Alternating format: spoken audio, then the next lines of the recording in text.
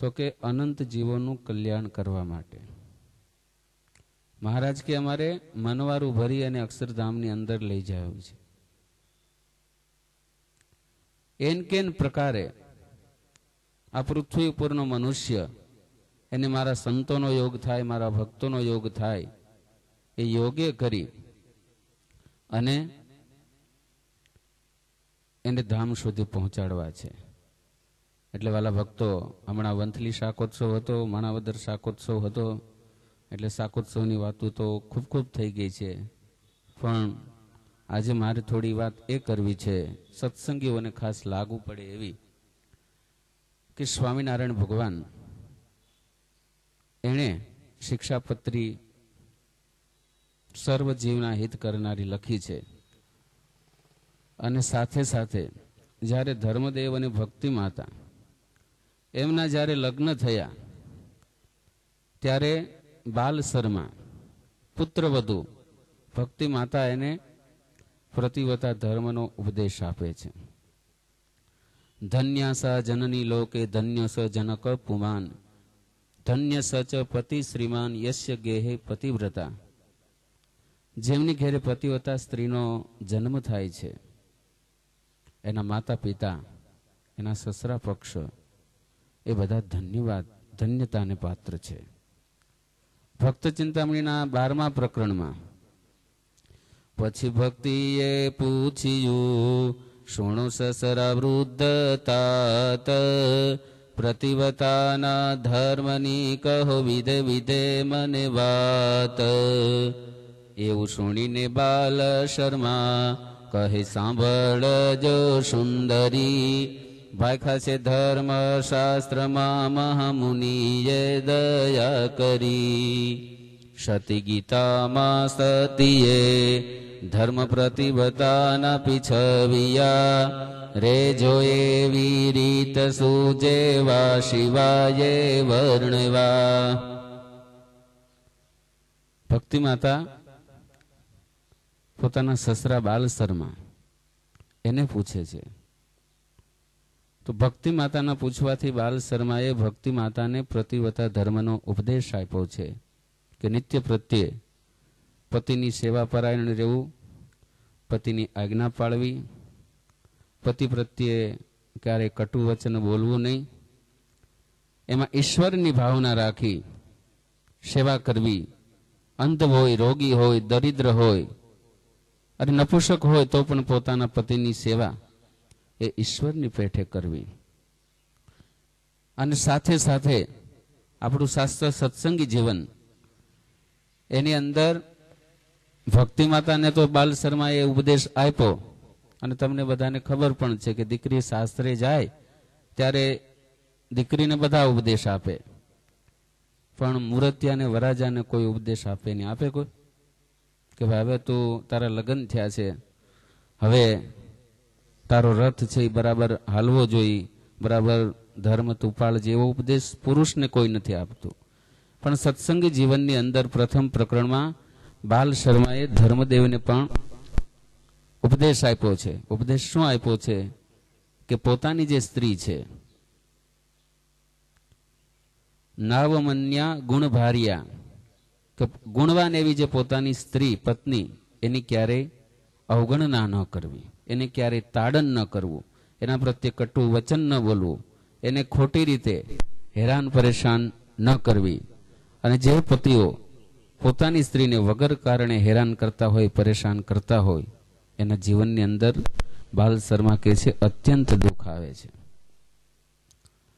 તો આવું જ એક પતિવ્રતાનું દ્રષ્ટાંત પૂરું પાડતું સત્યયુગની અંદર અત્રિ ઋષિના પત્ની અનસૂયા હતા. અત્યંત પોતે પતિવ્રતા હતા. એની પતિવ્રતા પણ એવું સમર્થ હતું કે નારદજી એ બ્રહ્માજીના માનસ પુત્ર છે, એટલે આ પૃથ્વી ઉપર સદાને માટે વિચરતા હોય. એટલે એક વખત એ કૈલાસની અંદર ગયા, એટલે કૈલાસની અંદર પાર્વતીજીએ પ્રસાદી આપી. એટલે નારદજી કહે છે કે જ્યારથી હું પૃથ્વી ઉપર ગયો અને માં અનસૂયાના હાથની પ્રસાદી ખાધી છે, ત્યારથી આ તમારા બધા દેવતાની બધી પ્રસાદી મને ફીકી ફીકી લાગે છે. કેમ? તો કે અનસૂયાનું પ્રતિવતાપણું એવું મજબૂત છે, અજોડ છે કે તમે તો બધા એની પાસે સામાન્ય કહેવા. આવું સાંભળી અને પાર્વતીને ઈર્ષા જાગી. શંકર ધ્યાનમાંથી જાગ્યા એને કીધું ગમે એમ થાય પણ અનસૂયાનું પ્રતિવતપણું છોડાવો. ત્યાં એટલું કરીને પછી નારદજી ગયા આગળ વૈકુંઠની અંદર. ત્રણેય લોકમાં જઈને ત્રણેય દેવીઓને કીધું એટલે ત્રણેય દેવીએ ઉપાડો લીધો કે ગમે એમ થાય પણ તમે આ અનસૂયાનું પ્રતિવતપણું છે એ નાશ પામે એવું કંઈક ઉપાય કરો. એ પતિવ્રતા ધર્મથી ચલિત થાય. હવે આ તો ભાઈ બધા હોમ મિનિસ્ટરનો ઓર્ડર ફાટ્યો એટલે બધા તૈયાર થઈ ગયા. ત્રણેય દેવો ગયા મૃત્યુલોકની અંદર અને અનસૂયાના આશ્રમે આવ્યા. આશ્રમે આવી અને એવી માગણી કરી છે કે તમે અમને વસ્ત્ર રહિત થઈ તમે અમને સ્તનપાન કરાવો. સતી અનસૂયા વિચાર કરે છે આવેલા અતિથિ દેવોને જો ઈચ્છા પૂરી નહીં કરીશ તો આતિથ્ય ધર્મનો લોપ થશે અને ઈચ્છા પૂરી કરીશ તો મારું પ્રતિવતા ધર્મ નાશ થશે. એટલે સતી અનસૂયાએ જળની અંજલિ ભરી અને ત્રણેય દેવો ઉપર આમ છાટી અને કીધું કે જો મારા પ્રતિવતપણાને વિશે કોઈ પણ પ્રકારની ખામી ના હોય ને તો આ ત્રણેય દેવતાઓ 6 મહિનાના બાળક બની જાય.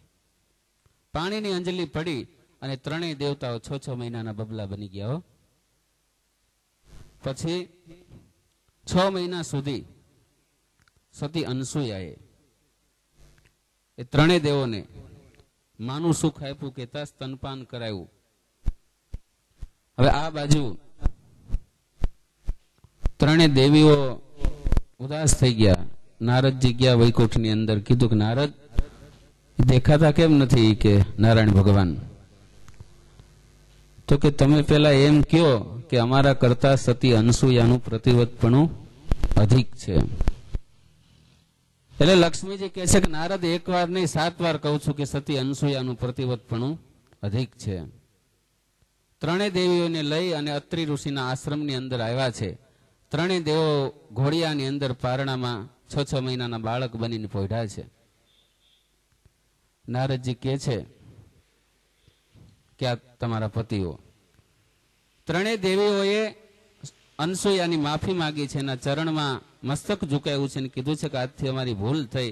આ પૃથ્વી ઉપર તમારું જેવું પ્રતિવતપણું છે ને એવું કોઈનું પ્રતિવતપણું નથી. અમારા પતિ અમને પાછા આપો. એટલે અનસૂયા કહે છે કે લઈ લ્યો, આમાં પારણામાં પોઢ્યા છે 3 જણા. હવે કેમ લેવા? કદાચ સાવિત્રીજી હાથ નાખે ને શંકર હાથમાં આવે તો? ત્રણેય દેવોને ઓળખવા કેમ? પાછી વિનંતી કરી એટલે સતી અનસૂયાએ પાણીની અંજલિ ભરી અને કીધું કે મારું પતિવતપણું એવું ને એવું હોય તો આ ત્રણેય દેવો મૂળ સ્વરૂપમાં આવે. એટલે ત્રણેય દેવો પાણીની અંજલિ પડતા એ ત્રણેય મૂળ સ્વરૂપમાં આવ્યા. સાવિત્રી છે એ બ્રહ્માને લઈ, પાર્વતી છે એ મહાદેવજીને લઈ અને લક્ષ્મીજી વિષ્ણુને લઈ અને પોતાના લોકની અંદર ગયા છે. આ છે ભક્તો પતિવ્રતાનો પ્રભાવ. કે આવું જો પતિવ્રતપણું હોય તો સતી સાવિત્રીની આપણે ઘણી વખત વાત કરીએ છીએ. સાવિત્રીનું વ્રત સ્ત્રીઓ કરતી હોય તો સાવિત્રી ધ્રુમસેનના પુત્ર સત્યવાનને પરિણા હતા. પોતાને આ પિતાની ઈચ્છા ન હતી. નારદજીએ કીધું હતું કે ભાઈ આનું આયુષ્ય છે એ સત્યવાનનું 1 જ વર્ષ છે. છતાં પણ સાવિત્રી કહે છે કે મારે એને જ પરણવું છે. પોતે સત્યવાન છે એ લાકડા કાપવાનો વ્યવસાય કરે છે, રોજ જંગલની અંદર જાય. જ્યારે સમય નજીક આવ્યો છે એ સમયે પેલી સાવિત્રી પણ પતિની સાથે જાય છે. પતિની સાથે જાય છે અને જોગાનું જોગ આયુષ્યનો છેલ્લો દિવસ જ્યારે બાકી છે એ સમયે ઝાડ ઉપરથી નીચે પડે છે. યમરાજા છે એ સર્પનું રૂપ ધારણ કરી અને સત્યવાનને દંશ દે છે. સત્યવાનને દંશ આપે છે. સત્યવાન મૃતપ્રાય થાય છે, શરીરમાંથી પ્રાણ ચાલ્યો જાય છે. સતી રુદન કરે છે અને એ જ સમયે ખુદ યમરાજા એ સત્યવાનના જીવને લેવા માટે આવ્યા છે. જીવને લઈને ચાલતા થયા છે જમપુરીમાં. સતી પાછળ જાય છે. પાછું વાળું જ્યારે જોયું ને ત્યારે સતીને જોયા એટલે કીધું કે સતી હવે કેમ પાછી આવે છે, પાછળ આવે છે? હવે તમે તમારા ઘર પ્રત્યે જાઓ, તમારા પતિનું આયુષ્ય પૂરું છે. તો સતી કે હું પાછી નહીં વળું. યમરાજ તો કે તારા પતિ સિવાયના 3 વરદાનો મારી પાસેથી તું મેળવી લે. એટલે સતીએ પછી પેલું વરદાન માંગ્યું કે મારા સાસુ સસરા જે અંધ છે, સત્યવાનના માતા પિતા અંધ હતા, બ્લાઇન્ડનેસ, તો એ અંધ છે એ દેખતા થાય. તો યમરાજા કહે છે કે વરદાન મેં તમને આપ્યું, જાઓ. એક વરદાન પામ્યું એટલે એના સાસુ સસરાને આંખે દેખાતું થઈ ગયું. આગળ ચાલે છે, સતી પણ પાછળ જાય છે. ચાલતા ચાલતા પાછા યમરાજા જ્યારે પાછું વાળું જોવે છે તો પણ સતી પાછળ ચાલ્યા આવે છે. કીધું સતી હવે બીજું વરદાન માગી લ્યો. ત્યારે સતી એમ કે છે કે મારા સાસુ સસરાનું જે રાજ છે એ રાજ વહી ગયું છે, રાજ પુનઃ પ્રાપ્ત થાય. રાજ આવ્યું. હજી પણ સતી પાછળ ચાલ્યા જાય છે. ત્યારે યમરાજા કહે છે કે હવે સતી જમપુરી બહુ નજીક આવી ગઈ છે, હવે તમે પાછા વળો. ત્યારે સતી કહે છે કે બીજું વરદાન, ત્રીજું વરદાન હજી બાકી છે. એ સમયે તો યમરાજા કહે છે કે સતી ત્રીજું વરદાન માગી લ્યો, ત્રીજું વરદાન હું પણ તમને આપવા માટે તૈયાર છું, પછી તમે જાઓ. અને એ જ સમયે સતીએ વરદાન માંગ્યું છે સાવિત્રીએ કે મારી માતાને 100 પુત્ર થાય. યમરાજા કે તથાસ્તુ. સતી કહે છે કે જે તથાસ્તુ ને જે અડધું વરદાન છે અને હું પણ 100 પુત્રોની માતા બનું. એટલે યમરાજા કહે છે કાંઈ નહીં, જાઓ તથાસ્તુ, હવે જાઓ તમે તમારા ઘર પ્રત્યે. ત્યારે સતી કહે છે કે યમરાજ તમે તો જાણો છો હું સતી છું અને મને પતિ વગર જો પુત્ર પ્રાપ્ત થાય તો આજે દુનિયા શું વાતો કરશે, માટે તમે મારા પતિનો જીવ પાછો આપો, પછી હું ઘેર જાઉં છું. યમરાજા પણ સરપ્રાઈઝ થઈ ગયા અને આશ્ચર્ય થયું કે આ કેવી પ્રતિવતા સ્ત્રી છે કે જેને પરિણામે આજે એને પોતાના પતિનું જીવ હું જમપુરીમાં લઈ જતો હતો તો જીવને પણ બચાવી લીધો છે. એટલે ભક્તો, પ્રતિવ્રતાના ધર્મો એ ખરેખર આવા છે. આપણે ઓલું પુસ્તક છે, મને નામ તો નથી આવડતું, એની અંદર એક ગ્વાલિયર પ્રાંતના મધ્યપ્રદેશના સુથાર હરિભગત હતા, પતિ પત્ની. સત્સંગ ખૂબ સારો, પણ આખો દિવસ બે જગીડા પણ કરે. સત્સંગ હારો, બે મહારાજનું ભજન કરે, એકબીજા ન બોલવાના શબ્દ બોલ્યા કરતા હોય. એટલે એક વખત એનો પતિ બોલવા માંડ્યો, જીભને અટકાવી ન શક્યો અને કીધું કે મારા તો ક્યાં જન્મના પાપ તે તું મને ભટકાણી. અને એ કે મારા બાપુજી સગપણ કરવા જતા હતા તો એ તને કાળો હરપે આડો ઉતરો નહીં કે તારી હારે મારું સગપણ થયું, હવે તો મારે કેટલો સમય તારી સાથે જિંદગી ગાળવાની. આટલા જે શબ્દ બોલ્યા ને પેલી સ્ત્રીને રગે રગની અંદર ઉતરી ગયો. એને એમ થયું કે જો મારાથી જ મારો પતિ દુઃખી હોય અને હેરાન હોય તો મારે પછી શું જીવન કામ છે.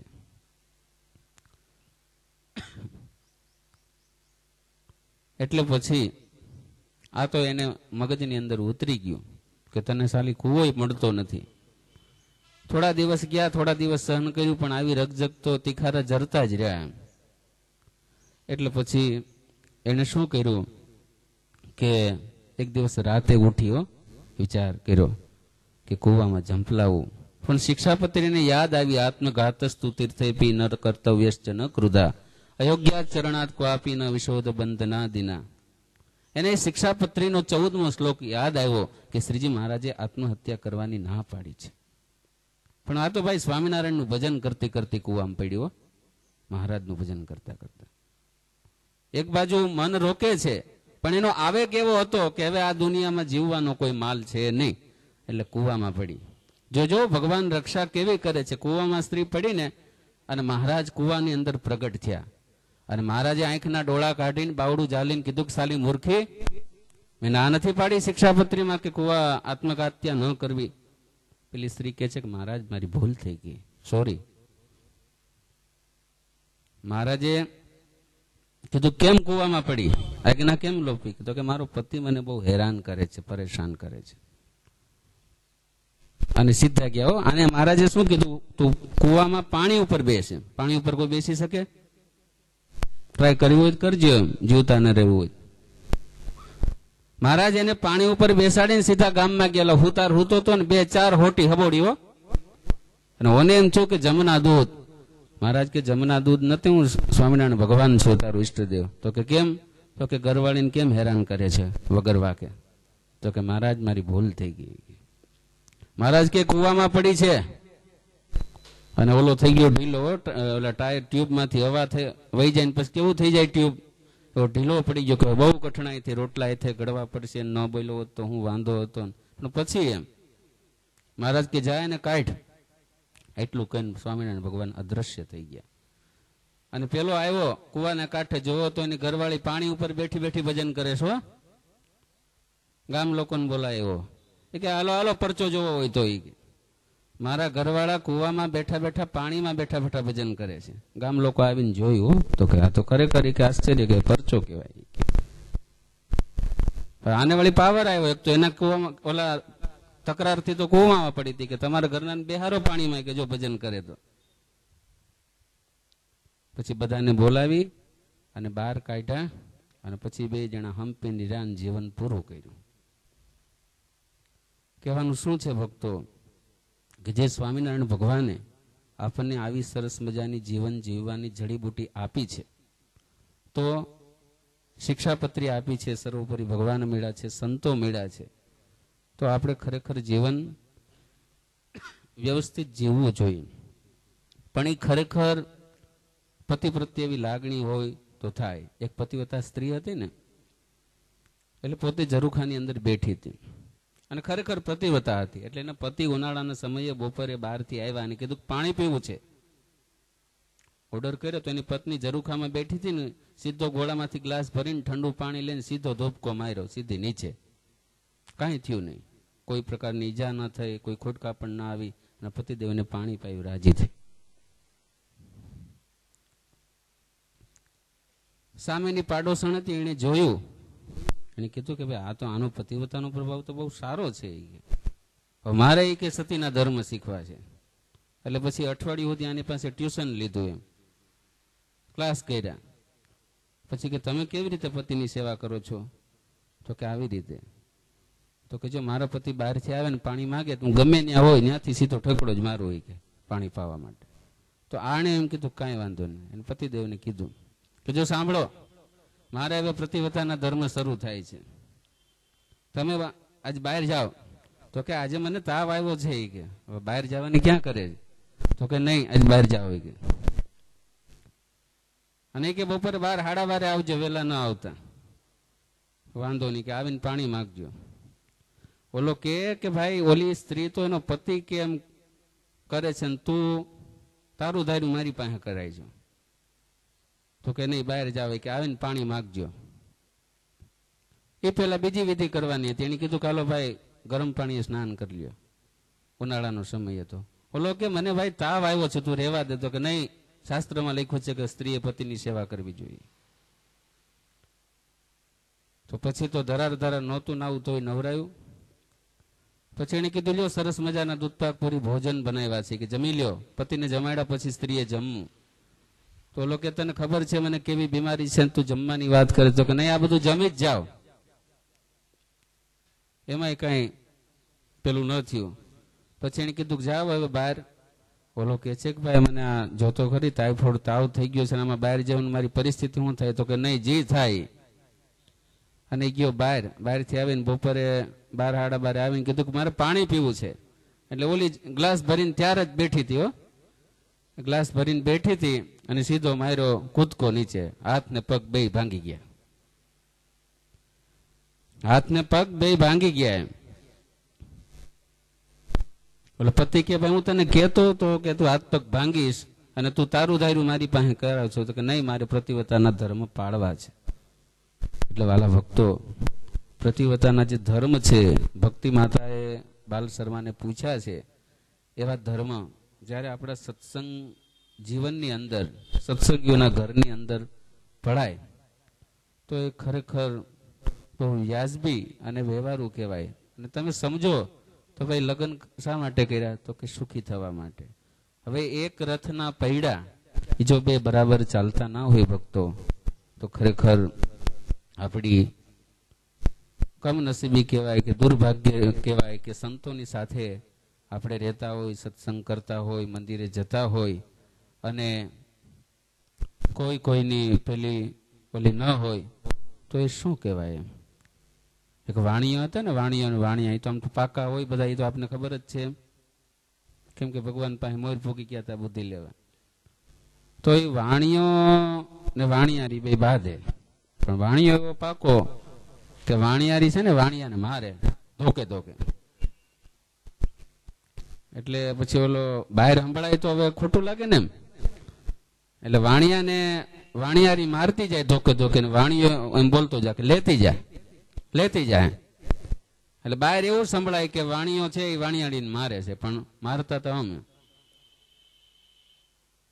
એટલે આમાં તો પછી બધું આવું હોય, બાકી તો તમે જાણો, અનુભવ તમારો છે, પ્રેક્ટિકલ અનુભવ. પણ તમારે કોઈક પાસેથી એવું સાંભળ્યું છે કે ઓલા લગ્ન થાય ત્યારે ફેરા ફરાતા હોય, પછી 3 ફેરે પુરુષ મોર હોય કે 2 ફેરે, છેલ્લે ફેરે બાઈ માણસ મોર થાય. પછી એનું વિધિ હોય, એ વિધિ પૂરો થાય પછી બેસવાનું હોય. એટલે એવી કહેવત છે કે જે બેસવાટાણે જે મોર બેસી જાય ને, મોર બાપા બેસવાનું કે પછી જે મોર બેસી જાય ને એનું ઘરમાં હાલે. જે મોર બેસી જાય એનું ઘરમાં હાલે. તો તમે નક્કી કરી લેજો જેમ હાલતું હોય એમ, કોણ મોર બેઠું હતું એ પ્રમાણે તમારું હાલતું હોય છે. એટલે વાલા ભક્તો, આવી સરસ વાતો છે. શાના માટે? તો કે સુખી થવા માટે. સહજાનંદ સ્વામી એણે આ પૃથ્વી ઉપર આવી એવી અનંત કળાઓ, અનંત લીલાઓ એ કરી છે. શાના માટે? તો કે ભગવાને આપણને સુખ આપવાને માટે. અને લીલા છે, આનંદ છે, એ ખરેખર આપણે માટે આનંદરૂપ છે. અને શાકોત્સવ છે, એ આપણે 2 શાકોત્સવની અંદર વાત કરી હતી કે નિષ્ઠાનું પ્રતીક છે. નિષ્ઠાનું પ્રતીક એટલે કે રીંગણું ખુમારી વાળું છે, એમ ખુમારી વાળો ભક્ત હોય એ ભગવાનને ગમે છે.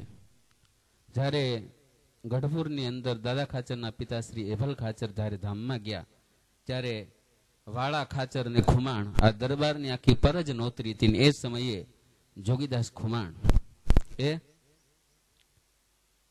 દાદા ખાચરના એભલ ખાચરના 12માને દિવસે ત્યાં આવેલા. સ્વામિનારાયણ ભગવાને સાંભળ્યું હતું કે જોગીદાસ ખુમાણે પોતાની આંખની અંદર લાલ મરચું આંજ્યું હતું. મહારાજ એની પાસે બોલાવીને પૂછ્યું કે જોગીદાસ ખુમાણ, અમે એવું સાંભળ્યું છે કે તમે એક વખત તમે તમારી આંખની અંદર મરચું આંજ્યું હતું. હા મહારાજ, હું જયારે બારવટું કરતો હતો ત્યારે બારવટું કરતા કરતા નદીનો કિનારો હતો, કોઈ હતું નહીં. હું ઘોડેસવાર થઈને ચાલ્યો જતો હતો. એક આહિર કન્યા એ માર્ગમાં પસાર થતી હતી અને એની ઉપર મારી આંખ બગડી, મારી નજર બગડી.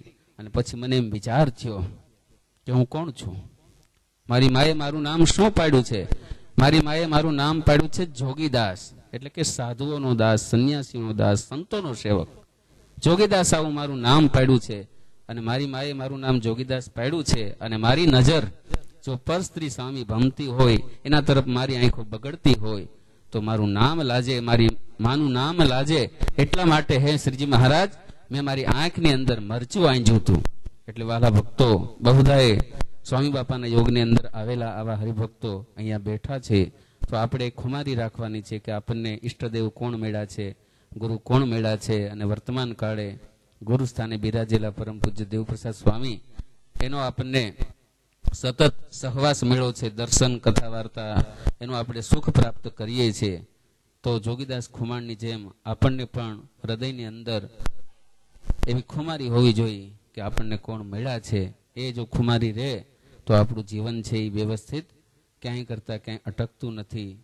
આવો સરસ મજાનો શાકોત્સવ એની અંદર રાજકોટથી, ગાંધીનગરથી, કેશોદથી હરિભક્તો પધાર્યા છે. નકાભાઈ, આજ તો મને ખરેખર આનંદ થયો કે 9:15 તમે અહીં હાજર થઈ ગયા હતા. કાયમ 9:15 ઠેઠ કેશોદ થી હવાના હવે પૂગવું એટલે 1.25 કલાકનો તો ભક્તો રસ્તો થાય, પણ આ જે હકાભાઈ ટાઈમસર પૂગી જાય એનો આપને ખૂબ આનંદ છે. બોલો સ્વામિનારાયણ.